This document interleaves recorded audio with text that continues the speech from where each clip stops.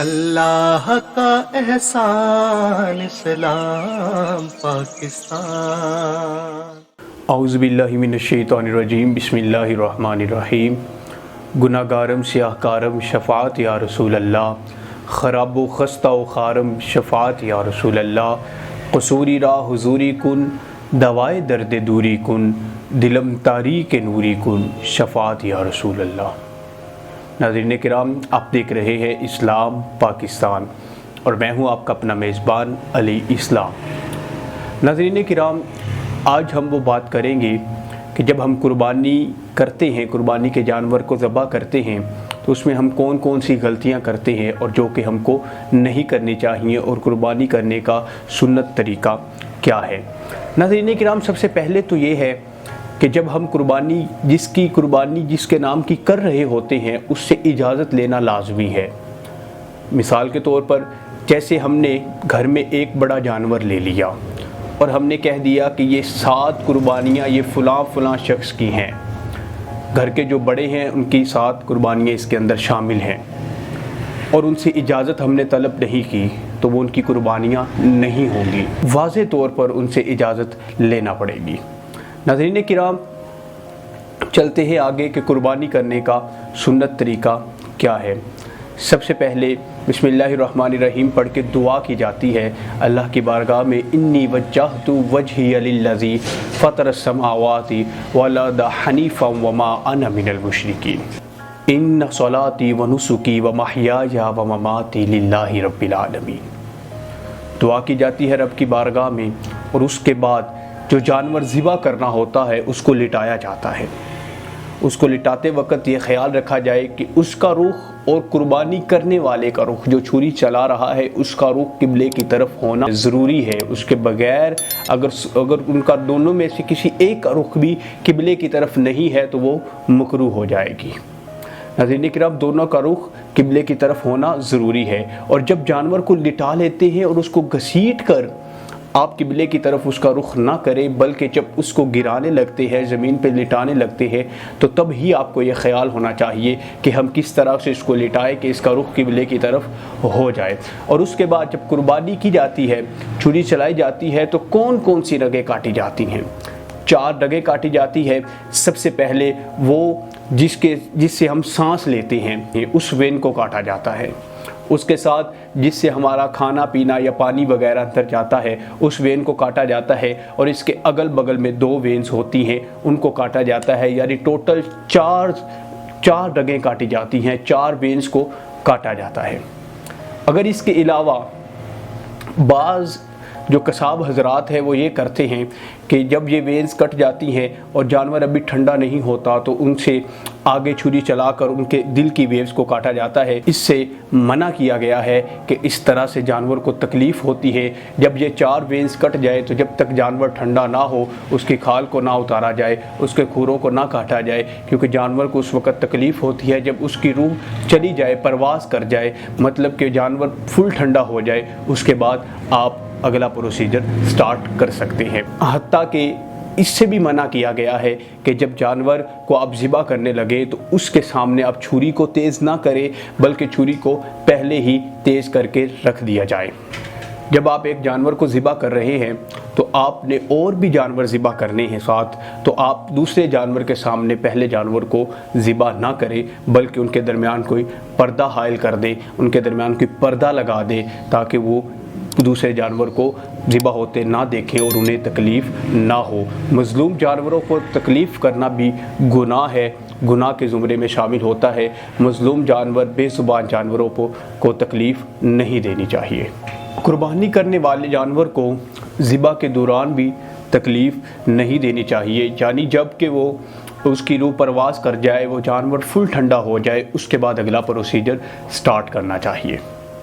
اور جب کہ جانور کو، قربانی والے جانور کو یا کسی بھی جانور کو قربانی کرنے سے پہلے بھی تکلیف نہیں دینی چاہیے۔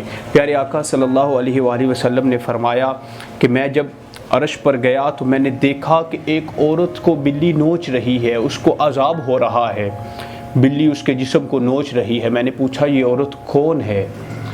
تو کہا گیا یہ وہ عورت ہے، یہ اس کی بلی ہے، یہ دنیا میں یہ عورت اس بلی کو عذاب دیا کرتی تھی، اسے بھوکا پیاسا رکھا کرتی تھی، اب یہ دنیا میں اسے عذاب دیا کرتی تھی، آخرت میں اس کا بدلہ دے رہی ہے۔ ناظرین کرام، پتہ چل گیا کہ جو قربانی والا جانور ہو یا کوئی بھی بے زبان جانور ہو، اس کو تکلیف نہیں دینی چاہیے، یعنی اسے بھوکا پیاسا نہیں رکھنا چاہیے۔ ہمارے قصاب حضرات اس طرح کرتے ہیں کہ انہیں پہلے کہہ دیتے ہیں کہ شام کے وقت اس کا کھانا بند کر دیا جائے، یعنی یہ بھوکا پیاسا ہو، جب اس کو قربانی کی جائے تو یہ بھوکا پیاسا ہو تاکہ ہمیں زیادہ تکلیف کا سامنا نہ کرنا پڑے، حالانکہ ایسا نہیں کرنا چاہیے۔ ناظرین کرام، جب ہم قربانی کر رہے ہوتے ہیں تو بہت سے لوگ پاس کھڑے ہو کر دعائیں مانگنے کی بجائے کہ اللہ اس کی قربانی کو قبول کرے، بلکہ تماشا دیکھ رہے ہوتے ہیں، تماشا دیکھنے کے لیے آتے ہیں، مذاق کر رہے ہوتے ہیں، ایک دوسرے سے ہنسی مذاق کر رہے ہوتے ہیں۔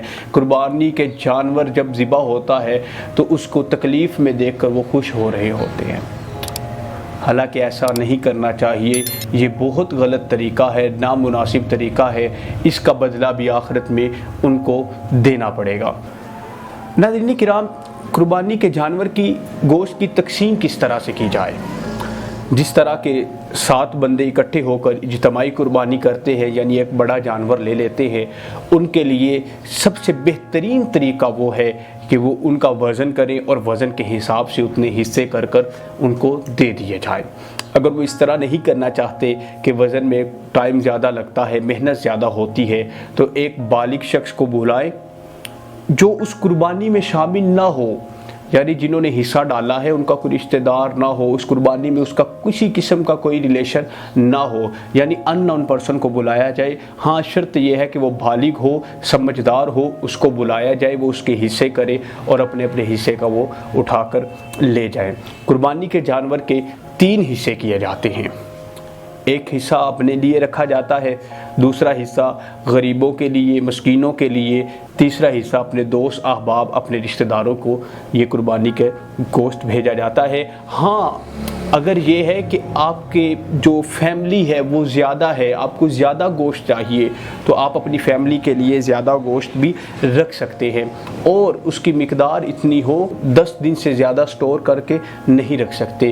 سائنس بھی یہی کہتی ہے، ڈاکٹر حضرات بھی یہی کہتے ہیں، اگر 10 دن سے زیادہ دن کا گوشت اگر فریز کیا جائے تو وہ خراب ہو جاتا ہے اور وہ انسانی زندگی کے لیے خطرناک ہوتا ہے۔ 10 دن سے زیادہ قربانی کے گوشت کو سٹور نہیں کرنا چاہیے، بلکہ غریبوں اور مسکینوں میں بانٹ دینا چاہیے، جبکہ پیارے آقا صلی اللہ علیہ وآلہ وسلم نے اس دور میں فرمایا تھا کہ آپ 3 دن سے زیادہ اپنے پاس گوشت کو نہ رکھیں۔ صحابہ کرام رضوان اللہ علیہم اجمعین کو فرمایا تھا۔ کیوں؟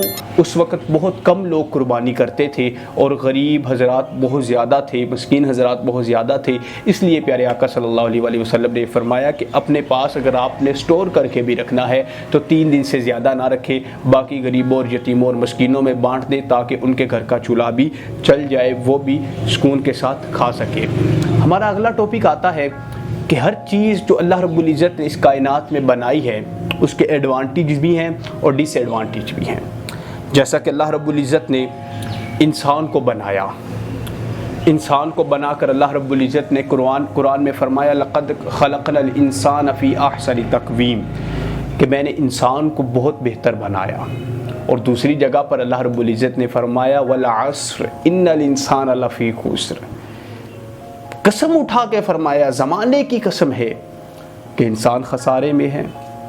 ناظرین کرام، پتہ چل گیا کہ جو بندہ اللہ رب العزت کے بتائے ہوئے راستے پہ نہیں چلتا وہ بے شک خسارے میں ہے، اور جو اللہ رب العزت کے بتائے ہوئے راستے پر چلتا ہے، اس پر عمل کرتا ہے، پیارے آقا صلی اللہ علیہ وآلہ وسلم کی سنت کو ادا کرتا ہے، سنت کو اپناتا ہے، تو بے شک وہ خسارے میں نہیں ہے، وہ احسن ہے۔ اس کے لیے احسن کا لفظ یوز کیا گیا۔ جیسا کہ اگر اس کی تحقیق میں جائیں تو اللہ رب العزت نے قرآن میں فرمایا نا ان الذین کفروا سواء علیہم انذرتہم ام لم تنذرہم لا یؤمنون، کیا پیارے محبوب آپ کافروں پر، یہودیوں پر جتنی بھی محنت کر لے یہ ایمان لانے والے نہیں ہیں۔ کیوں؟ فی قلوبہم مرض فزادہم اللہ مرضا، کہ اللہ نے ان کے دلوں پر مہر لگا دی ہے، یہ ایمان لانے والے نہیں ہیں، ان کے کان تو بظاہر سن رہے ہوتے ہیں لیکن یہ دل کے کانوں سے نہیں سنتے، دل کے کانوں سے یہ بہرے ہیں، آنکھیں دیکھ رہی ہوتی ہیں لیکن دل کی آنکھوں سے نہیں دیکھتے، دل کی آنکھوں سے اندھے ہیں۔ لیکن آگے چلے جائے تو اللہ رب العزت نے فرمایا وَلَا تَقُولُوا لِمَن يُقْتَلُ فِي سَبِيلِ اللَّهِ أَمْوَاتٌ، کہ جو میری راہ میں شہید ہو جائیں انہیں مردہ کہنا تو دور کی بات، انہیں مردہ گمان بھی نہیں کیا جا سکتا۔ ناظرین کرام اگر غور کیا جائے تو ادھر اللہ رب العزت یہ فرما رہا ہے کہ اب وہ زندہ ہو کر بھی ان کے دل مردہ ہو چکے ہیں، سننے کی قوت نہیں رکھتے، دیکھنے کی قوت نہیں رکھتے۔ ادھر چلے جائے تو اس دنیا سے چلے بھی گئے ہیں لیکن پھر بھی اللہ رب العزت یہ فرما رہے ہیں کہ آپ انہیں مردہ گمان بھی نہ کریں۔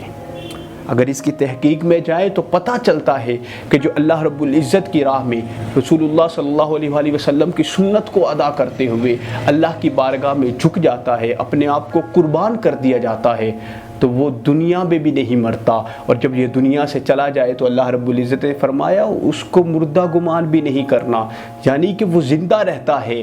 اور جو اللہ رب العزت کے احکام کی پاسداری نہیں کرتا، پیارے آقا صلی اللہ علیہ وآلہ وسلم کی سنت پر عمل نہیں کرتا، تو وہ دنیا میں اگر زندہ بھی ہو تو وہ مردہ ہے، مرا ہوا ہے۔ اس لیے ناظرین کرام ان باتوں سے پتہ چلا کہ ہمیں پیارے آقا صلی اللہ علیہ وآلہ وسلم کی سنت کو اپنانا چاہیے۔ جس طرح پیارے آقا صلی اللہ علیہ وآلہ وسلم نے قربانی کی، ہمیں اس سنت مبارکہ کو سیکھنا چاہیے اور اسی طرح قربانی کو کرنا چاہیے۔ ناظرین کرام جب آپ قربانی کا جانور کو لٹا لیتے ہیں تو اس کی دائیں جانب اپنا دایاں گھٹنا رکھیں اور اس کی گردن پر چھری رکھ کے آپ کا بھی رخ قبلے کی جانب ہونا چاہیے، قربانی کے جانور کا رخ بھی قبلے کی جانب ہونا چاہیے۔ چھری رکھ کے بسم اللہ اللہ اکبر اللہ اکبر اللہ اکبر پڑھتے ہوئے چھری کو چلا دینا چاہیے۔ اگر دو بندے قربانی کر رہے ہیں، یعنی دو بندے مل کر اگر چھری کو چلا رہے ہیں، تو دونوں کی زبان سے یہ ضروری ہے کہ وہ دونوں ہی تکبیر کہیں۔ اگر ایک کی بھی تکبیر رہ گئی تو جانور حلال نہیں ہوگا۔ ہم ایڈوانٹیج اور ڈس ایڈوانٹیج کی بات کر رہے تھے کہ ہم کو قربانی کے گوشت کو خوب کھانا چاہیے لیکن ایک لیمٹ کے اندر رہ کے کھانا چاہیے۔ یہ پیارے آقا صلی اللہ علیہ وآلہ وسلم کی سنت مبارکہ ہے کہ پیارے آقا صلی اللہ علیہ وآلہ وسلم قربانی کے گوشت کو کھایا کرتے تھے۔ ان کی سنت مبارکہ صلی اللہ علیہ وآلہ وسلم کو دیکھتے ہوئے ہمیں قربانی کے گوشت کو کھانا چاہیے اور 10 دن سے زیادہ ہمیں قربانی کے گوشت کو اسٹور نہیں کرنا چاہیے۔ اگر قربانی کے گوشت کھانے میں اگر زیادتی کرتے ہیں ہم لوگ، یعنی بہت زیادہ گوشت کھاتے ہیں، ہر روز گوشت ہی کھاتے رہتے ہیں، ہر روز ہم گوشت کھاتے رہتے ہیں اور رج رج کے گوشت کھاتے ہیں، تو اس سے کولیسٹرول وغیرہ کی اور کینسر وغیرہ کی بہت سی بیماریاں پیدا ہو سکتی ہیں۔